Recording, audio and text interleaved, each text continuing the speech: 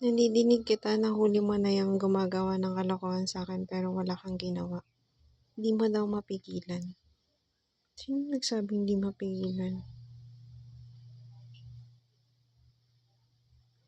Binibidyo mo pa nga siya eh. O ano? Ikaw yung papaimbestigahan ko tsaka papakasuhan ko kasi alam mo yan eh. Alam mo yan, naririnig kita dyan na nahuli mo sila.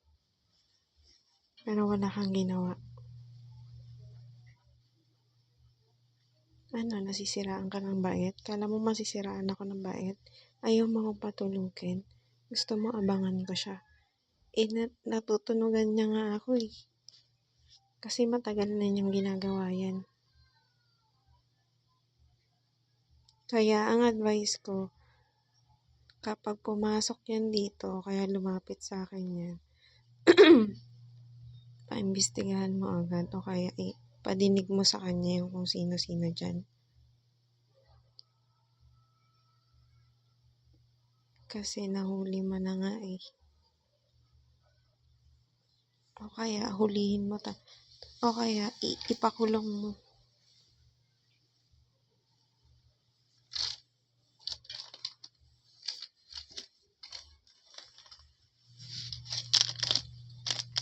Ipakulong mo.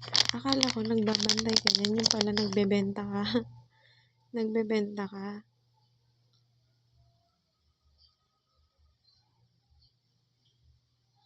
Nagbebenta siya ng kung ano, ginagamit niya ako. Tapos may alaala pa ako na may pinuntahan sila.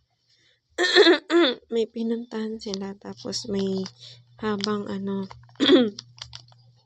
tulog na, inaabangan nilang matulog tapos hahalayin nila. Tapos nakita nung bata.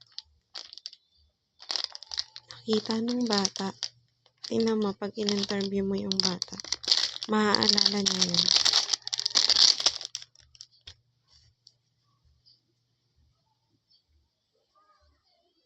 Tapos magbabayaran sila.